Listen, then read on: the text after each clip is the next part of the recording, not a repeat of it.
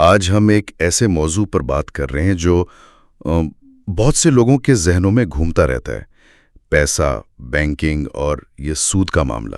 جی بالکل۔ خاص طور پر جو روایتی بینکنگ ہے اس میں انٹرسٹ کا تصور، اور دوسری طرف اسلامی مالیات اور اس میں ربا کا ذکر۔ ان میں کیا تعلق ہے، کیا فرق ہے؟ اور یہ صرف تھیوری نہیں ہے، یہ لاکھوں لوگوں کے روزمرہ کے مالی فیصلوں سے جڑا ہے۔ صحیح۔ ہمارے پاس ذرائع بھی مختلف ہیں، کچھ علمی مقالے ہیں، آن لائن فورمز کی بحثیں ہیں، مالیاتی خبریں بھی ہیں اور عام معلومات بھی۔ جی، MPRA، JSID کے ریسرچ پیپرز ہیں، سیمانٹک اسکالر کے تجزیے، ریڈٹ پہ عام لوگوں کی باتیں، گلوبل فائنانس، ویکیپیڈیا، کافی کچھ ہے۔ کوشش کریں گے کہ ان سب سے ایک واضح تصویر سامنے لائیں۔ تو ہمارا مقصد آج یہ سمجھنا ہے کہ یہ ربا آخر ہے کیا، روایتی سود پر کیا اعتراضات ہیں، اور یہ اسلامی نظام بغیر سود کے چلتا کیسے ہے، اور پھر وہ سب سے بڑی بحث کہ بینک کا سود ربا ہے یا نہیں۔ بالکل۔ کوشش کریں گے کہ یہ جو پیچیدہ موضوع ہے نا، اسے ذرا کھول کر بیان کریں۔ ٹھیک ہے۔ تو پھر شروع کرتے ہیں بالکل بنیادی سوال سے۔ یہ ربا کیا چیز ہے؟ لفظ تو بہت سنتے ہیں۔ دیکھیے، ربا عربی کا لفظ ہے۔ اس کا سیدھا مطلب ہے زیادتی، اضافہ، بڑھوتری۔ اچھا۔ اسلامی اصطلاح میں خاص طور پر مالی لین دین میں اس سے مراد وہ غیر منصفانہ یا پہلے سے طے شدہ اضافہ ہے جو قرض دینے والا قرض لینے والے سے وصول کرتا ہے۔ اور قرآن میں تو اس کا ذکر کافی سخت ہے نا؟ مجھے یاد پڑتا ہے یہ ممانعت بھی آہستہ آہستہ آئی تھی۔ آپ نے بالکل صحیح کہا۔ قرآن میں کئی جگہ ذکر ہے۔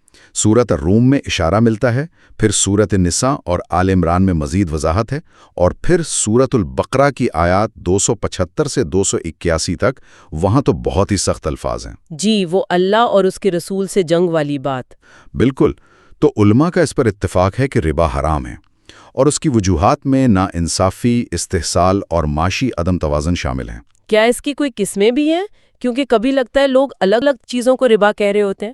جی، عام طور پر فقہ میں دو بنیادی قسمیں بیان کی جاتی ہیں۔ پہلی اور سب سے اہم ہے ربا نسیہ۔ نسیہ کا مطلب ہے مہلت یا وقت۔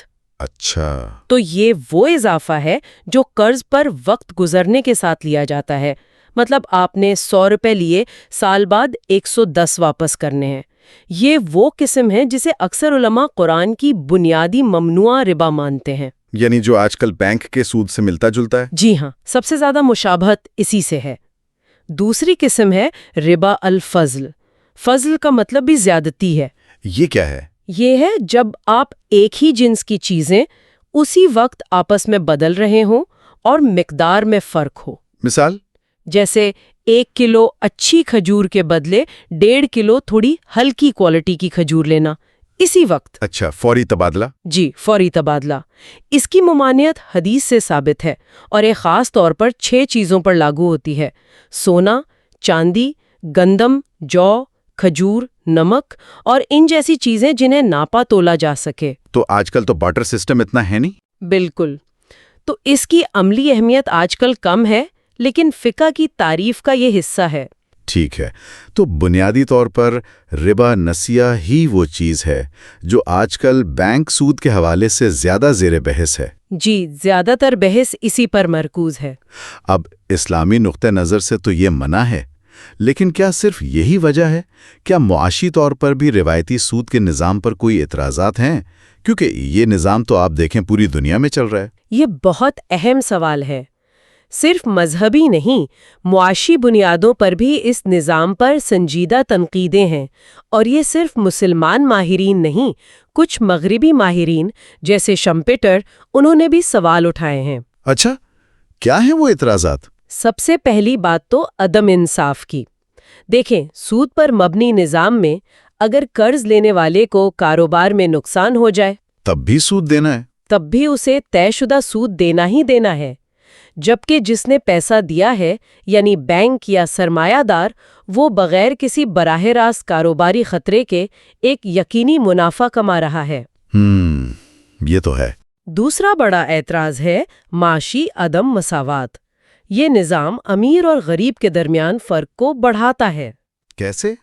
دیکھیں، جن کے پاس پیسہ ہے وہ اس سے سود پر دے کر یا بینک میں رکھ کر مزید پیسہ بناتے ہیں، اور جنہیں ضرورت ہے جو قرض لیتے ہیں وہ سود کے بوجھ تلے دبتے جاتے ہیں، تو دولت چند ہاتھوں میں جمع ہوتی رہتی ہے۔ یعنی یہ پیسے سے پیسہ بنانے کا نظام ہے، بغیر حقیقی محنت یا خطرے کے۔ بالکل، ناقدین یہی کہتے ہیں۔ تیسرا اعتراض یہ ہے کہ یہ حقیقی سرمایہ کاری میں رکاوٹ بن سکتا ہے۔ وہ کیسے؟ جب بینکوں میں شرح سود کافی زیادہ ہو تو لوگ نیا کاروبار شروع کرنے، فیکٹری لگانے، مطلب معیشت کے حقیقی شعبے میں پیسہ لگانے کے بجائے کیا سوچتے ہیں؟ کہ بینک میں رکھ دو، محفوظ منافع آئے گا۔ بالکل، تو اس سے معیشت کی جو پیداواری صلاحیت ہے وہ متاثر ہو سکتی ہے۔ یہ تو اہم نکتہ ہے۔ چوتھا، افراط زر کا دباؤ، مہنگائی۔ سود سے مہنگائی کیسے بڑھتی ہے؟ جب کمپنیاں کاروبار کے لیے قرض لیتی ہیں تو اس پر سود دیتی ہیں۔ یہ سود ان کی لاگت، کاسٹ آف پروڈکشن کا حصہ بن جاتا ہے۔ اچھا، پھر وہ یہ لاگت آگے منتقل کرتے ہیں چیزوں کی قیمتوں میں۔ تو چیزیں مہنگی ہو جاتی ہیں؟ جی، کچھ ماہرین جیسے فریڈمن اور شجاری کا حوالہ ملتا ہے، وہ کہتے ہیں کہ یہ سود پر مبنی نظام معیشت میں عدم استحکام لاتا ہے۔ ماضی کے جو مالی بحران تھے، 97-98 کا یا 2008 کا، ان میں بھی اس کا کردار تھا؟ ہاں، ان بحرانوں کی وجوہات میں اس نظام کو بھی شامل کیا جاتا ہے۔ یہ تو کافی سنجیدہ معاشی الزامات ہیں، اور یقیناً اخلاقی پہلو بھی ہوں گے جن کا ذکر اسلامی مفکرین کرتے ہیں۔ جی ہاں، اخلاقی اور سماجی تنقیدیں بھی بہت اہم ہیں۔ مفکرین جیسے مولانا مودودی، ڈاکٹر نجات اللہ صدیقی، انہوں نے بہت لکھا ہے اس پر۔ کیا کہتے ہیں وہ؟ وہ کہتے ہیں کہ سود کا نظام معاشرے میں خود غرضی، لالچ اور ایک طرح کی بے حسی کو فروغ دیتا ہے۔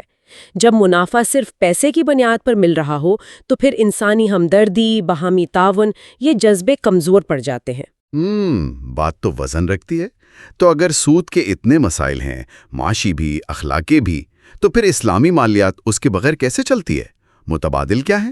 اسلامی مالیات کا جو بنیادی اصول ہے وہ ہے خطرے کی شراکت داری، رسک شیئرنگ۔ یعنی نفع نقصان میں شراکت؟ بالکل، نفع اور نقصان میں شراکت، یعنی پروفٹ اینڈ لاس شیئرنگ یا PLF، یہ اس کا مثالی تصور ہے۔ یہ سننے میں تو بہت اچھا لگتا ہے، منصفانہ بھی، لیکن عملی طور پر یہ کیسے ہوتا ہے؟ مطلب بینک کیسے کام کرتے ہیں بغیر سود کے؟ اس کے لیے کئی طریقے اور معاہدے، کانٹریکٹ بنائے گئے ہیں۔ سب سے زیادہ جو عام طریقہ ہے وہ ہے مرابحہ۔ مرابحہ؟ یہ کیا ہوتا ہے؟ یہ ایک طرح کی خرید و فروخت ہے، کاسٹ پلس سیل کہتے ہیں۔ مثال سے سمجھاتی ہوں۔ جی؟ فرض کریں آپ کو گاڑی خریدنی ہے، آپ اسلامی بینک کے پاس جاتے ہیں، بینک پہلے وہ گاڑی خود خریدے گا اپنے نام پر۔ اچھا، بینک مالک بنے گا؟ جی، تھوڑی دیر کے لیے ہی صحیح۔ پھر بینک وہ گاڑی آپ کو ایک اضافی قیمت، یعنی اپنے منافع یا مارک اپ کے ساتھ ادھار یا قسطوں پر فروخت کر دے گا۔ یہ قیمت اور منافع پہلے سے طے ہوگا۔ لیکن رکیں، یہ تو تقریباً ویسا ہی نہیں لگ رہا جیسے بینک سود پر قرض دیتا ہے۔ بینک نے چیز خریدی اور زیادہ قیمت پر بیچ دی۔ فرق کہاں ہے؟ کیا یہ صرف ایک قانونی راستہ نہیں سود سے بچنے کا؟ یہ سوال تو بہت اٹھتا ہے۔ آپ نے بالکل صحیح اور سب سے اہم سوال اٹھایا ہے۔ یہ اسلامی مالیات میں سب سے زیادہ متنازع نقطہ ہے۔ تو کیا جواب ہے اس کا؟ دیکھیں، جو روایتی علماء ہیں ان کا موقف یہ ہے کہ مرابحہ میں چونکہ براہ راست پیسے کا لین دین نہیں ہو رہا، بلکہ ایک چیز، گاڑی کی خرید و فروخت ہو رہی ہے، اس دوران ملکیت اور اس سے جڑا خطرہ کم از کم نظریاتی طور پر بینک کو منتقل ہوتا ہے، اس لیے یہ جائز تجارت ہے۔ لیکن عملی طور پر ناقدین اور کچھ اسلامی اسکالرز بھی کہتے ہیں کہ جس طرح یہ آج کل ہو رہا ہے وہ اکثر سود کے بہت قریب لگتا ہے۔ کیا واقعی بینک وہ خطرہ اٹھاتا ہے یا یہ صرف کاغذی کارروائی ہے؟ یہ بحث جاری ہے۔ تو یہ ایک طریقہ ہوا مرابحہ، اور کیا ہے؟ دوسرے اہم طریقے وہ ہیں جو نفع و نقصان میں شراکت PLS کے اصول پر زیادہ قریب ہیں۔ جیسے؟ ایک ہے مداربہ۔ جی، اس میں ایک پارٹی مثلاً بینک پیسہ دیتی ہے، سرمایہ، اور دوسری پارٹی مثلاً کوئی کاروباری شخص اپنی محنت اور مہارت لگاتا ہے۔ ٹھیک ہے۔ جو بھی منافع ہوگا وہ پہلے سے طے شدہ نسبت سے، جیسے 50-50 یا 60-40، تقسیم ہو جائے گا۔ اور اگر نقصان ہو گیا تو؟ اگر نقصان ہو تو مالی نقصان صرف سرمایہ دینے والے کا یعنی بینک کا ہوگا، محنت کرنے والے کی محنت ضائع ہو جائے گی۔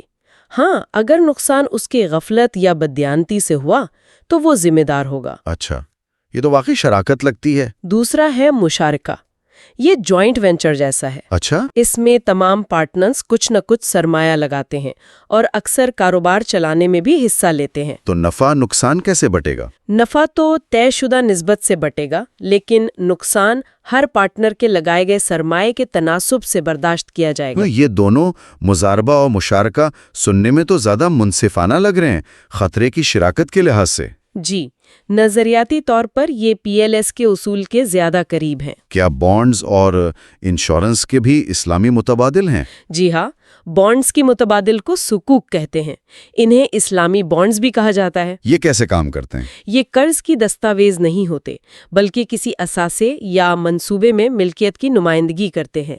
سکوک ہولڈر اس اثاثے یا منصوبے کی آمدنی سے منافع کماتا ہے۔ تو منافع گارنٹی شدہ نہیں ہوتا؟ نہیں، یہ اس اثاثے کی کارکردگی پر منحصر ہوتا ہے۔ اسی طرح انشورنس کا متبادل تکافل ہے۔ تکافل؟ جی، یہ باہمی امداد کے اصول پر کام کرتا ہے۔ شرکا مل کر ایک فنڈ بناتے ہیں اور اگر کسی رکن کو نقصان ہو جائے تو اس فنڈ سے اس کی مدد کی جاتی ہے۔ اور ایک آپ نے قرض حسنہ کا ذکر کیا تھا۔ ہاں، قرض حسنہ یہ بغیر کسی اضافے یا سود کے قرض ہوتا ہے، لیکن یہ عموماً تجارتی مقاصد کے لیے نہیں بلکہ خیراتی یا مدد کے لیے دیا جاتا ہے۔ تو مجموعی طور پر یہ نظام واقعی روایتی بینکنگ سے کافی الگ نظر آتا ہے۔ کیا اس کے معیشت پر اثرات بھی مختلف ہوتے ہیں؟ نظریاتی طور پر تو کافی فرق ہے۔ اسلامی نظام میں جیسا کہا، پیسہ خود سے پیسہ نہیں بنا سکتا، اسے حقیقی معیشت میں لگانا پڑتا ہے، تجارت میں، کاروبار میں، جہاں خطرہ مول لیا جائے۔ کچھ تصورات جیسے 100% ریزرو بینکنگ بھی ہیں جو بینکوں کی طرف سے پیسہ بنانے کو محدود کرتے ہیں، یا بیکار پڑے سرمائے پر واجبات تاکہ پیسہ گردش میں رہے۔ لیکن عملی طور پر اسلامی بینک بھی اسی عالمی مالیاتی نظام کا حصہ ہیں، انہیں بہت سے چیلنجز ہیں، اور جیسا ہم نے مرابحہ کی مثال میں دیکھا، عمل اور نظریے میں فرق ہو سکتا ہے۔ یہ سب سمجھنے کے بعد اب آتے ہیں اس سب سے بڑے اور شاید سب سے حساس سوال پر، جس پر شدید بحث چل رہی ہے۔ کیا آج کل کے بینکوں کا جو عام سود ہے، جو انٹرسٹ ہے، کیا وہ وہی ربا ہے جسے اسلام نے منع کیا ہے؟ بالکل، یہی وہ مرکزی نقطہ ہے جہاں آراء بہت زیادہ بٹی ہوئی ہیں۔ تحقیق بتاتی ہے، جیسے مخلصین کا کام ہے، کہ کم از کم 3 بڑے گروپ یا نظریات پائے جاتے ہیں۔ اچھا، کون سے 3 گروپ؟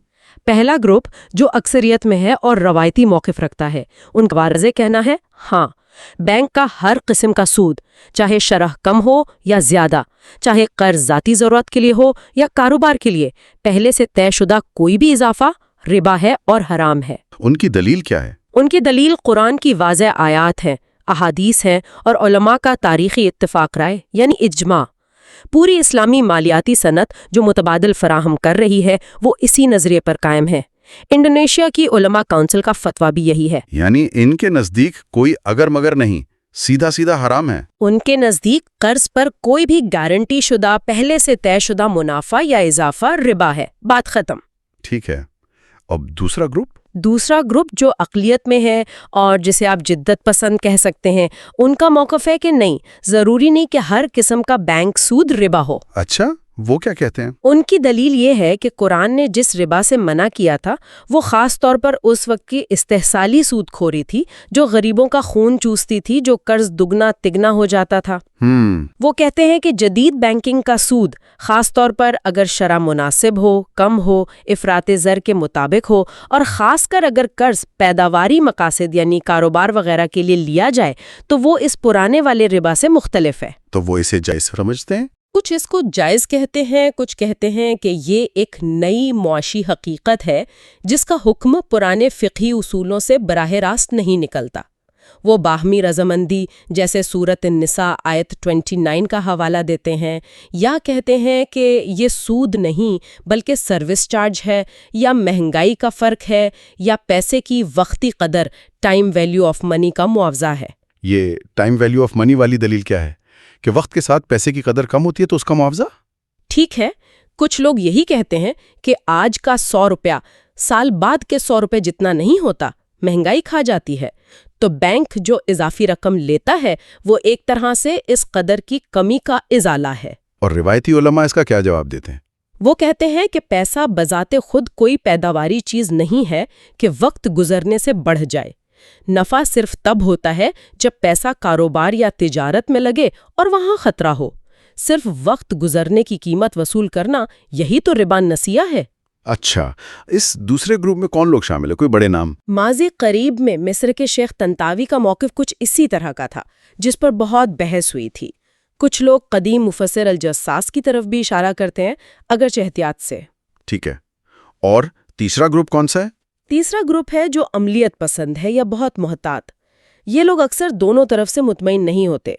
वो रवायती बैंकों के सूद को भी शक से देखते हैं और मौजूदा इस्लामी बैंकों के तरीकों, खास तौर पर मुराबाहा जैसे तरीकों पर भी सवाल उठाते हैं कि क्या ये वाकई इस्लामी है? जी, कि क्या ये वाकई सूद से पाक है या सिर्फ नाम की तब्दीली है, एक हीला है। रेडिट वगैरह पर जो आम लोगों की बहसें होती हैं वो अक्सर इसी उलझन को जाहिर करती हैं। क्या मतलब? लोग क्या पूछते हैं? लोग पूछते हैं कि बैंक जो मुनाफा या प्रॉफिट के नाम पर दे रहा है, क्या वो वाकई कारोबार का मुनाफा है या ये सिर्फ सूद ही है जिसे छुपाया जा रहा है। यहाँ गारंटी शुदा मुनाफा बमुकाबले मुतगय्यर मुनाफे का सवाल बहुत अहम हो जाता है। यानी अगर मुनाफा गारंटी शुदा है तो वो मशकूक है? रवायती इस्लामी असूल के मुताबिक जी हाँ, क्योंकि मुनाफा तो कारोबार के नतीजे पर मुनहसर होना चाहिए, उसमें खतरा शामिल होना चाहिए। गारंटी शुदा वापसी कर्ज सूद की अलामत है। तो बुनियादी इख्तिलाफ इन नुकात पर है। क्या कर्ज पर कोई भी गारंटी शुदा मुनाफा हराम है या सिर्फ इस्तेसाली या बहुत ज्यादा शरह वाला सूद हराम है?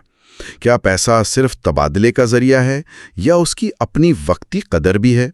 और ये जो मुतबादल तरीके हैं, क्या वो वाकई रूह के मुताबिक हैं या सिर्फ ज़ाहिरी शक्ल पूरी कर रहे हैं? बिल्कुल, यही वो कलीदी सवालात हैं जिनके गिर्द ये पूरी बहस, ये इख्तिलाफ राय घूम रहा है। तो इस सारी गुफ्तगू का खुलासा क्या है? निचोड़ क्या निकलता है?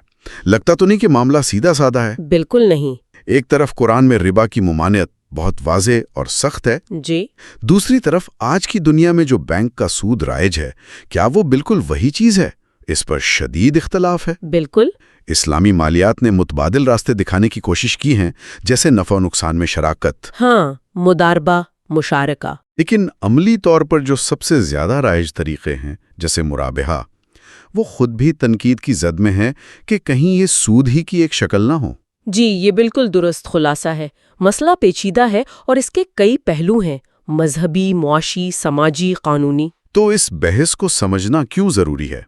मेरे ख्याल में इसलिए ज़रूरी है कि ये न सिर्फ हमारे ज़ाती माली फैसलों पर असरअंदाज होता है जी, बल्कि ये हमें आलमी मुआशियत, समाजी इंसाफ के मसाइल और ख़ुद इस्लामी फ़िक्र के अंदर जो तशरीह का तनव्वुर है उसे समझने में मदद देता है। ये जानना अहम है कि मुख्तलिफ आरा रखने वाले लोग वो अपनी समझ और नेक नियति से दलाइल दे रहे होते हैं। तो सुनने वालों के लिए इसमें क्या पैगाम है? शायद ये कि अपने माली फैसलों को हल्का ना लें। उनके पीछे गहरे मजहबी, अखलाकी और मुआशी सवालात छुपे हो सकते हैं। बिल्कुल। और एक आखिरी बात सोचने के लिए, जी, इस्लामी मालियाती इदारे खास तौर पर जो मुराबहा जैसे तरीकों पर इन्हिसार करते हैं, उन्हें ये चैलेंज दरपेश है कि वो सूद जैसी यकीनी वापसी के तासुर से कैसे मुकम्मल तौर पर बचें। तो क्या मुस्तकबिल में ऐसा हो सकता है कि रिबा की मुमानियत को समझने में तवज्जो सिर्फ उसकी ज़ाहिरी शक्ल यानी पहले से तयशुदा शरह, इससे हटकर इसकी असल रूह और मकसद जिसे मकासदुश शरिया कहते हैं पर ज्यादा मरकूज हो जाए? यानी असल हदफ ये समझा जाए कि इस्तेहसाल को रोकना है, नाइंसाफी को रोकना है, दौलत को चंद हाथों में जमा होने से रोकना है, चाहे लेन देन की कानूनी शक्ल कुछ भी हो। ये तो एक बहुत बड़ा सवाल है। जी, ये एक बड़ा सवाल है जो फ़िक़्ह के उसूलों जैसे इल्लत, बुनियादी वजह, मसलहात, अवामी मफाद और बदलते हुए ज़माने के उर्फ रवाज की रोशनी में मज़ीद गौर व फ़िक्र चाहता है। वाकई एक गहरा सवाल है जो शायद मुस्तकबिल में इस बहस की सिमत मुतय्यन करें। बहुत दिलचस्प और मालूमाती गुफ्तगू रही। आपका बहुत शुक्रिया। शुक्रिया।